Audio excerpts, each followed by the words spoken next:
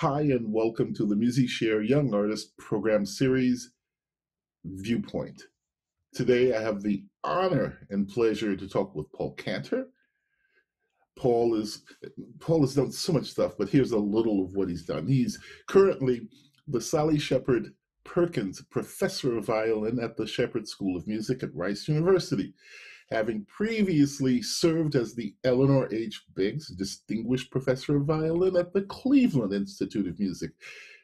He received his Bachelor of Music and Master of Music degrees from the Juilliard, studying violin with Dorothy DeLay and chamber music with Robert Mann. For 13 years, he served as the chair of the string department at the University of Michigan and has taught at the Juilliard School, the New England Conservatory, and Yale University. He continues as artist in residence at the Glenn Gould School of Music, Royal Conservatory of Music, since his appointment in 2008. I think it's enough. What do you think? Do you think so, Paul? Yes, you missed a very pivotal part of my background. Please. Yes, and that was playing second violin in the New York String Quartet with Bill Fitzpatrick. And I say that jokingly because you're doing the interview, but those were really important times, at least for me. Well, they were certainly for me as well. I mean, you were the taskmaster of taskmasters, as I believe. I mean, I don't know how we could have gotten as far as we got if you weren't there. Well, it was a great and important formative experience for me. Well, it was likewise for me as well, my friend. Yeah. So one of the things we used to deal with in the quartet was intonation. I'm curious to know, do you have a particular approach when you deal with students with intonation? Is it based on situations? Is it based, how do you deal with it? Is how fluid or how strict do you deal with that? That's such an important question, because I would be hard pressed to say that the most important thing in music is intonation. I don't think that's true. But, when we get sort of lazy and we're thinking about where a violinist is, are they here in the world, or are they here, or are they here? A really easy way of doing that is just saying, well, how in tune is it? And our friend Joel Smirnoff used to say that, Paul, it's very simple that in the final round of an international violin competition, the person who plays the most in tune is the person who wins. And, it's a little simplistic, but I don't think he's all that far off. Yeah. Of course, the most important thing, as you well know, that when you're thinking about intonation is it's all about how intense your listening process is, how important you have made it. Our dear departed Miss DeLay used to say that someone will play as in tune as someone else demands of them. Huh. Which is kind of interesting. And it speaks to two things. First of all, there has to be someone making that demand. Like, that ought to be better in tune, Bill. Well, that I've heard a lot. And the other thing is the idea that if somebody demands it, you can do it. Right? And I think that's a very important part of the message also, that it's not a particularly unique or magical gift. It is a cultivated gift. Okay. So, go ahead. Keep going. No, I was just going to ask, in terms of cultivating, what do you have tools that you use? How do you deal with that? Yes.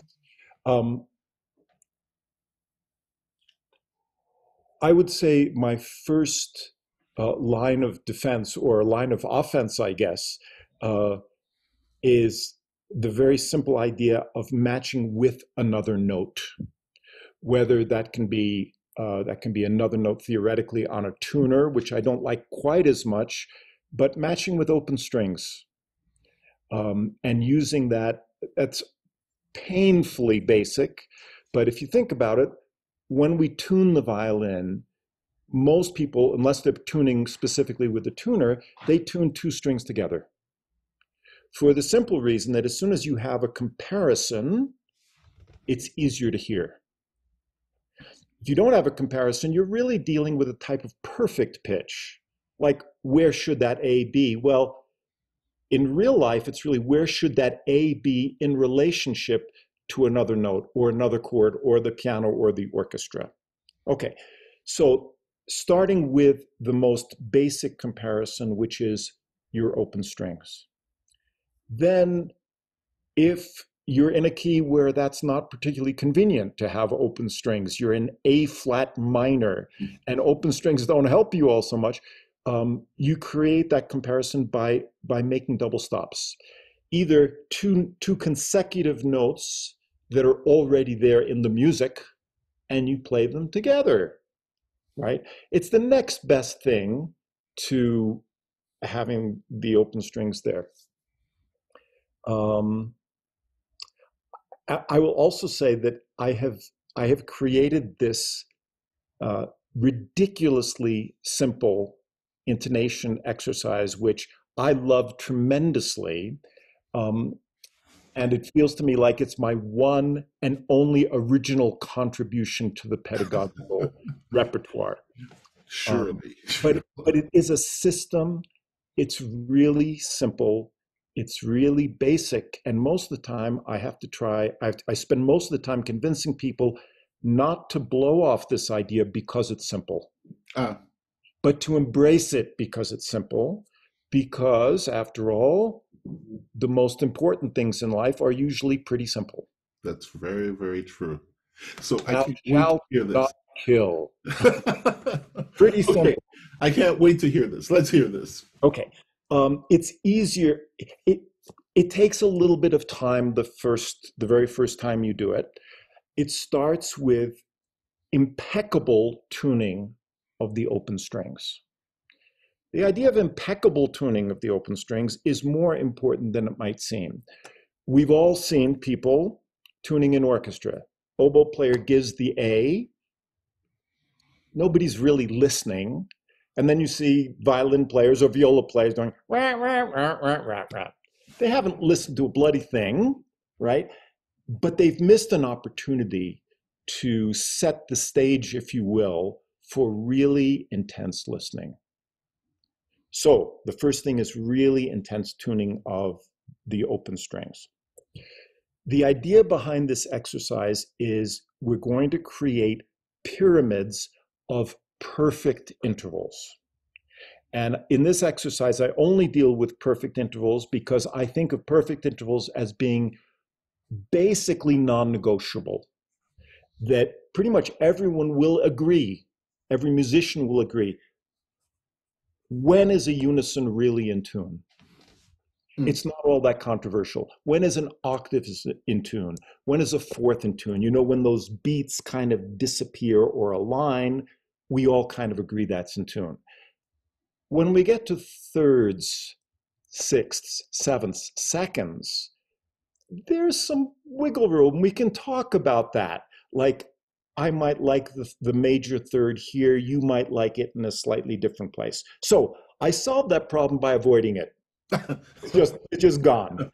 So basically, we're dealing mostly with octaves, unisons, fourths, and occasionally a fifth. I try to avoid fifths in this exercise because fifths have a particular physical problem due to the fact that our fingertips are not square at the end. They are rounded, right? So again, I try to avoid that extra complication. People miss the point when they think that this is finger training. It's not finger training, it's ear training. Okay, so we will start, and I'm only going to give you a taste of it because it does take a little bit of time, and I don't know, I find it fascinating. Most human beings will find it incredibly dull and boring. But you start by playing, let's say, third finger A on the E string, first position, with open A. and then third finger D with open D, and then third finger G with open G. That is your first bass interval. Bass interval is defined as anytime when the finger is with an open string, creating a perfect interval. So here we have the perfect octaves, first bass interval. Second bass interval is perfect fourth. So you play a B on the A string, first finger with open E. E on the D string with open A on the G string with open D. Then you go to your third bass interval, which is the unison. Of course, the hardest of the three, fourth finger E with open E, fourth finger A with open E. You get the picture. Yeah. Okay. As I said from the very beginning, you're going to create pyramids of open intervals. So you start with bass, those three bass intervals. You then move on to bass plus one. You're going to take the same three bass intervals, but you are then going to add a perfect interval to it. So you have A with open A, that's your original bass, right? Which you add a fourth finger E below it. You with me? Yeah. Another perfect interval. Then you take your second bass interval, which is D, and you add a fourth finger A below that. And your third bass interval, the G with open G, and you add a D beneath that. Okay. Okay. It then moves on to bass plus two, always starting from the same place, right? The same pyramid bass, if you will. Okay. So you have A with open A, you add an E to that, and then you add an octave E below that on the D string. Okay. Okay, you get the idea. And it goes all the way from bass plus one, bass plus two, and finally bass plus three. When you get to bass plus three, of course, you're dealing with four fingers being down. The beginning, the genesis of a hand position, if you will, or a finger position, right? Right.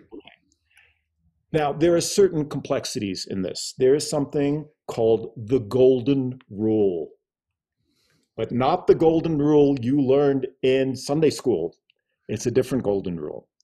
It says, when the finger playing the bass interval is on a middle string, you always have two options. So you will have one perfect interval that goes up and one perfect interval that goes down. This is all much easier with two people having violins in hand. No, but in other words, if you put a B natural on the A string, first finger with an E, yes, then went that same B natural to a D, you would have to lower the B. Is that what we're saying? No, because you would go that same B natural to an F sharp. Gotcha. Okay. So this is more basic than the very important idea that you just touched on, that B is not absolute. Right. The B with open E obviously is different from the B with open D because it's in a different harmonic context. Right. Right. Okay. You're way ahead of me. No. I like what this is because you're taking an idea and you're reducing it to something that people can build from. I think that's great. Exactly right. And I would say, in many ways, that idea of reducing to the point that you can build from something is one of the essences of good teaching, I think. Making it reducible first. Yeah. Right? Yeah. Now, like any exercise, it's much less about the exercise itself, the notes in the exercise, and it's much more about how you do it. Mm-hmm. Okay. So when I'm doing this exercise and when I'm focused and concentrated and doing it well, you almost enter, and please don't laugh too hard, you kind of enter almost the trance state where you're just so fixated on the proportion. And after all, intonation is proportion, mathematical proportion. You're so fixated on listening to these proportions, it's like time disappears, the room disappears, distractions don't exist. And you're just intensely focused on the smallest minutiae. It is not important that when you first touch a bass interval, for example, that it's perfectly in tune. It is much more an adjustment exercise than it is a perfection exercise. The hope is, over time, doing this over a period of months, you get closer and closer and closer, and the increment of adjustment becomes smaller and smaller and smaller, and quicker and quicker and quicker. So we're really seriously talking about getting aware, becoming extremely aware or sensitive to something as being more important than the actual destination of getting a perfect fourth. No, it's more about how you hear that and how you observe it, how you use that. Right. And I would say when I'm doing the exercise really optimally, there's three parts to it. There's imagining the interval in advance orally, A-U-R-A-L-L-Y, orally, imagining where you think the finger should be. That's the first part. The second part is actually playing said note with the open string and adjusting as necessary. Yeah. And the third and most important part, you then have to remember it. Right? And once you've gotten it, and it's really beautiful, and I apologize for getting excited about this, but when a perfect interval is really in tune, it is so gorgeous, you know? And then the idea is, oh, that is so beautiful, I want to remember that. You know? So there's those three parts also. And I'm sure it can be taken further than that, but those are the parts of it that I understand. And as I always tell kids, when we get through first position, and usually it takes almost an hour to teach first position to someone because it's not quick, I then tell them that the good news or the bad news, depending on your point of view, is that this exact exercise can be done in first, second, third, fourth, and fifth position. Cool. Yeah. And what I usually recommend if someone is like a hardcore serious person about intonation, 2 positions a day. A really easy one like first or third, and then a harder one like second, fourth, or fifth.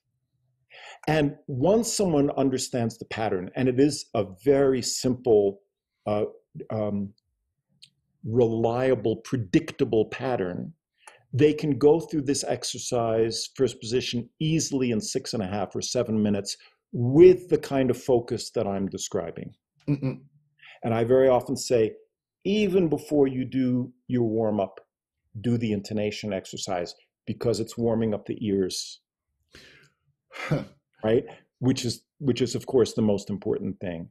Yeah. And it's a weird thing. I was just thinking about this morning, that, you know, the silver lining to this horrible COVID thing that we're living through, for me, is I've had the kind of time to practice that I haven't had in decades. And it occurred to me, practicing regularly every day, 8 o'clock in the morning, that I think the ear is most susceptible to thinking about intonation at the very start. First thing in the morning. So I recommend it first thing, and maybe the other, if you do 2 a day, the other position last thing. You know, so you start and you end your day with those 2 devotionals, if you like. There was something I tell students, that there was this French teacher, whose name will not be mentioned, who was asked by a student, well, the student commented to the teacher, you know, I'm having such a hard time playing in tune. And the teacher looked at him and said, listen, it's very simple. You figure out where you're going to put your finger, and then you just keep putting it there. Oh, I love that. If only that were true.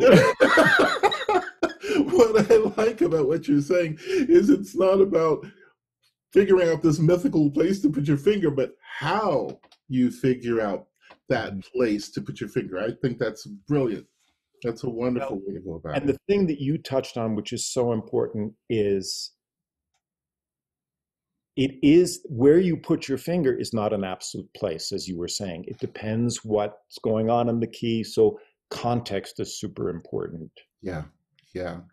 When you think about that intonation, I'm assuming you would say that this is an integral part of interpretation of a piece that you're learning, that you're working on. What other things do you think are important in the understanding or that journey towards finding your interpretation? Well, let's start, if you will, since we were talking about intonation. One thing I forgot to mention, I never write this exercise down. Huh. And the reason I don't write it down is I don't want people to read it off a page and think, oh, I've done it. Huh. I want them always to be thinking, where am I in this process? And the more alive, alert, aware you are, the greater the benefit. Yeah. Okay. It's very simple. If I just wrote it down, someone could just read it, but I don't think the benefit is as great. Okay. But to your question. Almost everything, it seems to me, has the potential, even if it seems absolute, it has the potential to be interpreted. So let's take the most mathematical aspect of what we do, rhythm. Okay? You could study the rhythm from a mathematical context and say, okay, each note goes here, here, here, here, here, here, right? But then there's the fun part. Once you have an incredible understanding of the math, right? Then you start having fun with it. And yes, mathematically, this note should be here, but because of how I feel the music, I might want it a slightly different place. And this is the essence, I think you would agree, of rubato, right? And I don't speak Italian, but my memory is that the word itself has to do with stealing, okay? But less like Bonnie and Clyde and a little bit more like Robin Hood, right? So he stole from one place to give to another place, right? So in the end, at the end of the piece, the math kind of works out. Yeah. Right? But in each specific instance, it's the solid base is the math, but it's only the base. Cool. I don't know if that's where you're going, but I would then say that another mathematical proportion is this intonation thing. We can measure how many vibrations per second are going on. But the whole idea of expressive intonation is that the intonation can suggest something. The type of intonation you choose can suggest a direction, or I'm aiming for that, or the idea of making something more blue. Or as Ricci is purported to have done, which is to tune higher when he played with orchestra, because he wanted it to be more brilliant. So, Yeah. I guess it would. And he's not the only person who does. I think Pincus does that also. And the only problem comes when, if you do it too much, it just sounds, what's the word, sharp. And I think the goal is to make the soloist kind of highlighted or kind of standing out. And I think Heifetz did that quite a bit. To give it that kind of hot edge is to play things on the upper side. But one has to do it with understanding and know when you've gone too far. This is very true. Listen, can we shift just a little bit? When sort of a couple of questions sort of put into one. For example, when you have students who are preparing for a performance, I would imagine that's a certain kind of a mindset, that's a certain kind of an orientation. Is there, or what kind of a shift is there from that kind of preparation to the preparation for a competition? What a great question that is.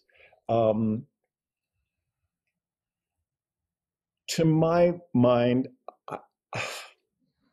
I need to reject the question. I'm sorry. And I'll tell you why, Bill. I think, and this is maybe too idealistic, forgive me if that's the case, but a competition should have exactly the same requirements as a performance.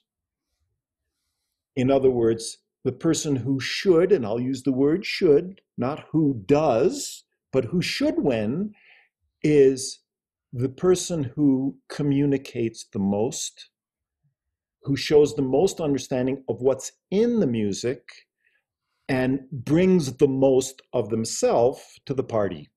Mm. I'm going to stand by it because I can't live with myself the other way, which is to prepare for a competition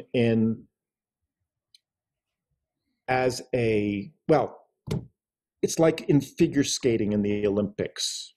The part you don't see on TV is kind of the required part before the artistic part, where they have to do perfect circles and figure eights. Right. To get to the next round. Okay. But there is then an artistic component after that. And I would like to feel that artistic component is really the important thing.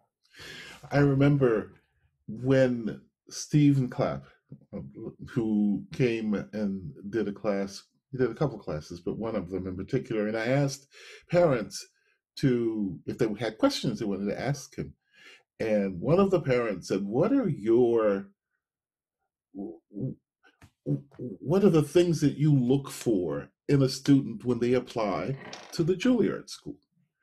And Stephen said to them, well, if I had a student who played really, really well, I mean, everything was perfectly in tune, everything was so, clean and everything. Another student, well, not so in tune, not so clean, whatever, but really expressive, really.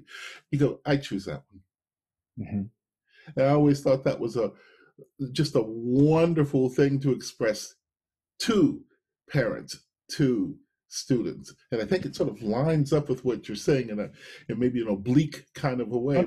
It absolutely does. And I think, it's so important because we spend so much of our time judging people, judging violinists, judging students.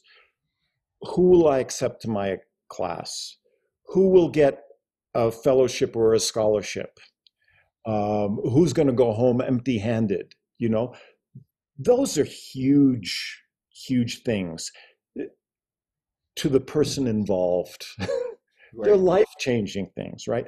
And it's the easiest thing in the world as an experienced musician to say, oh, this person is the best, pardon the air quotes, the best, the cleanest, the most accomplished, the most advanced. But the art of listening to an audition is to figure out, and we know someone who did this unbelievably well, is to say, oh, this is what I'm hearing. What potential do I divine from this? That is much harder, and that's why we call it an art. Yeah. Just figuring out who plays the best or the cleanest or the most accomplished, that's super easy. Right, right. So we're talking about a performance and we've talked about a competition. What about preparing and taking a live audition to Rice or to Juilliard or to Cleveland? What about that for an undergraduate or a grad school audition? Is there a difference in the preparation? Is there a difference in the expectation? I don't know if that's the right way to say that, but I would say essentially no, not for me. Obviously,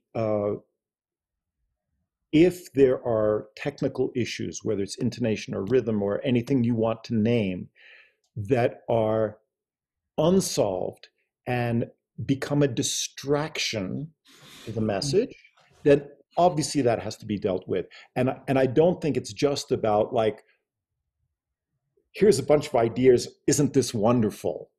There is the craft of it, and there's a certain expectation for what the level must be. But I think you're speaking of something beyond that. I wouldn't say that the basic preparation is different, because you want that level of craft for a performance, for an audition, for a competition, for all of those things. You want that level. But then beyond that, it becomes a question of, well, who has the capacity to move me? Who has something individual to say? And I think for me, and I'm quite sure for you, Bill, that's the stuff that's really interesting. Those are the people who are really fun to work with. Yeah. Yeah. Okay. Let me just leave you with one other thing on this subject.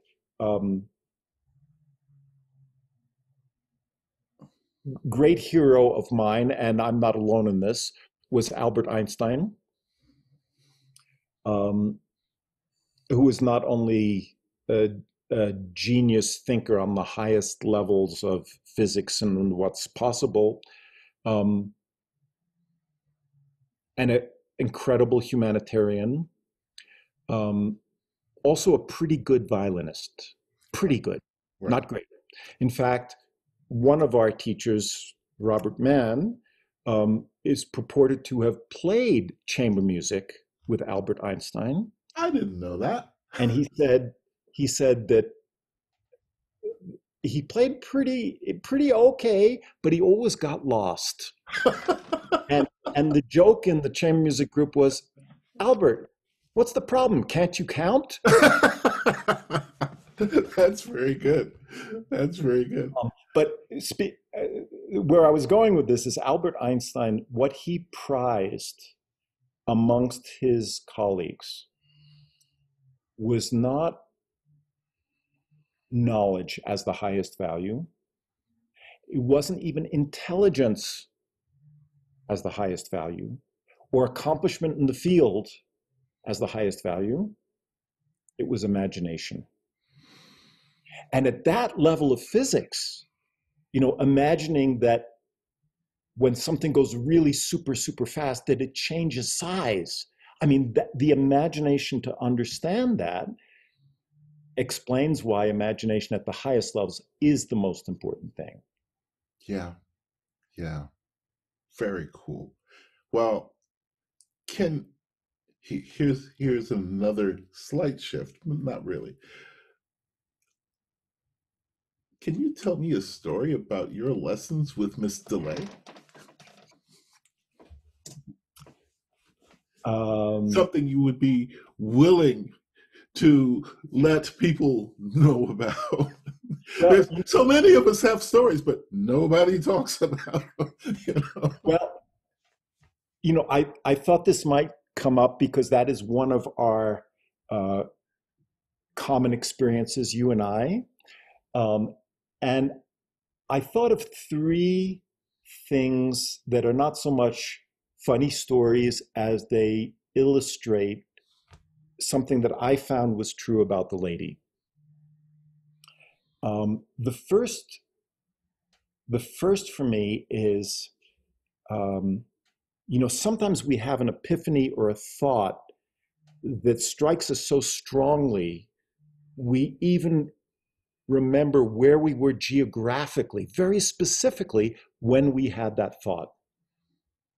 And this thought happened to me the first summer I studied with her at Meadowmount in 1969 or something like that.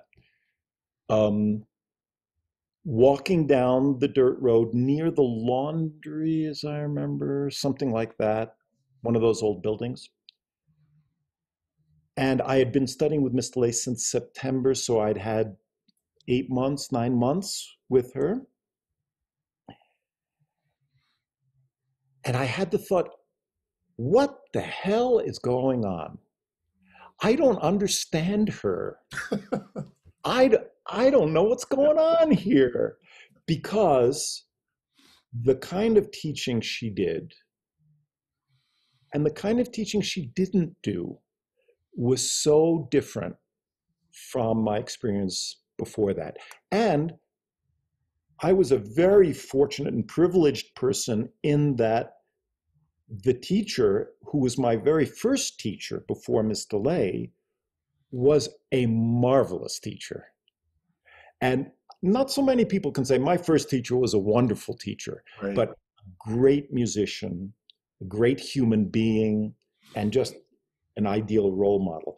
But Miss DeLay's teaching was so mysterious to me for quite a while. Um, and I'm really glad I hung in there because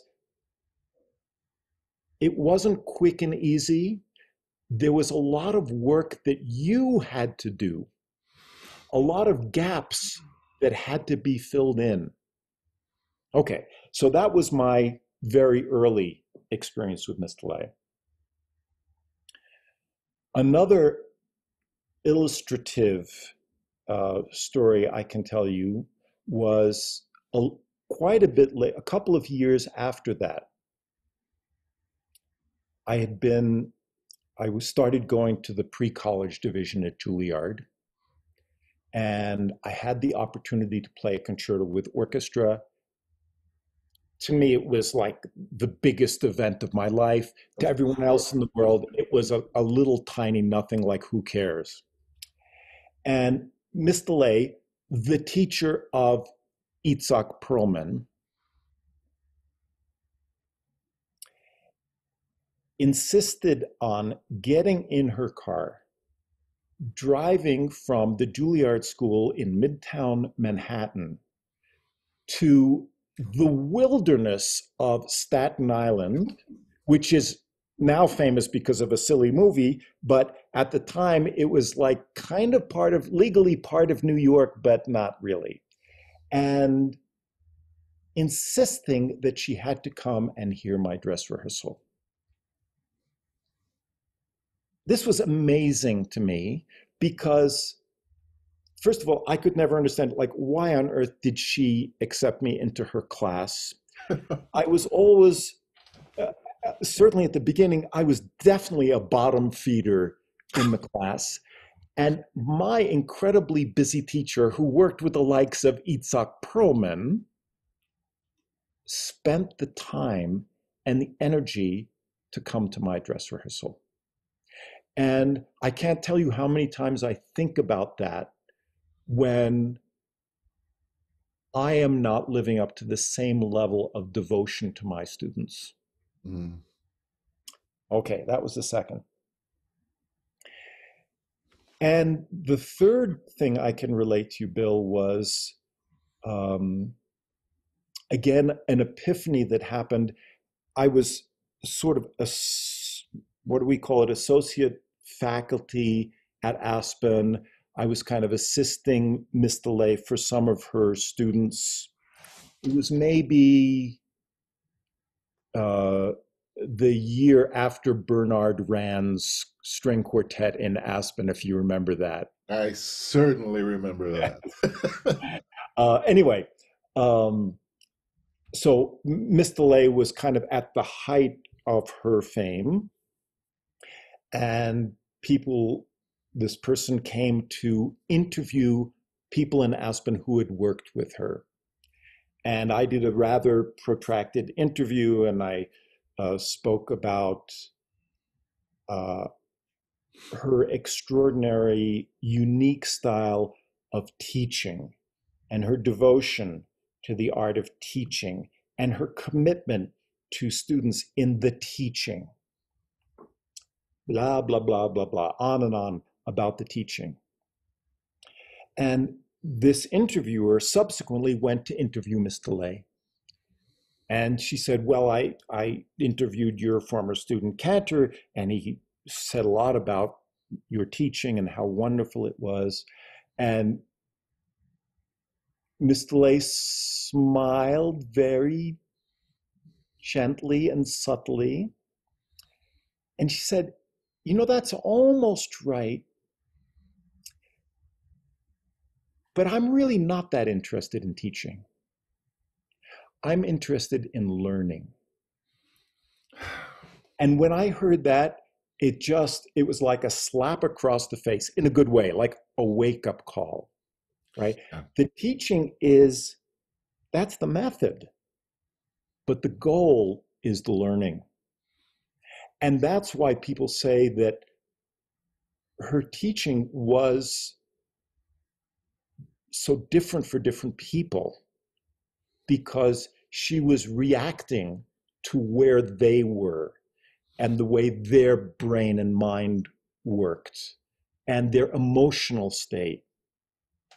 And so that was kind of another epiphany that struck me rather late in life, but it struck me, that is so right. Once we were talking, and I said, Mr. DeLay, when are you going to write a book like Mr. Golamian? Mm-hmm. And she looked and she says, oh, no, Billy, no, I'll never do that. I go, why not? She goes, well, when you write things down in a book, then people go, aha. Oh. I don't want people to go, ha ha. I thought that was really good. I thought this thing that you mentioned that she said about learning, I think is like what it's really, really all about. And if we can all follow that light, that would be such a wonderful thing. Well, that's a great story, particularly taking into account that the famous Golamian book was not really written by Golamian. I mean, it is absolutely based on his principles, and I think quite faithfully. But I'm quite sure that most of it was written by Elizabeth Green. So, in this journey of learning that we're all going through, I want to thank you for expressing and sharing the things that you just shared with everyone.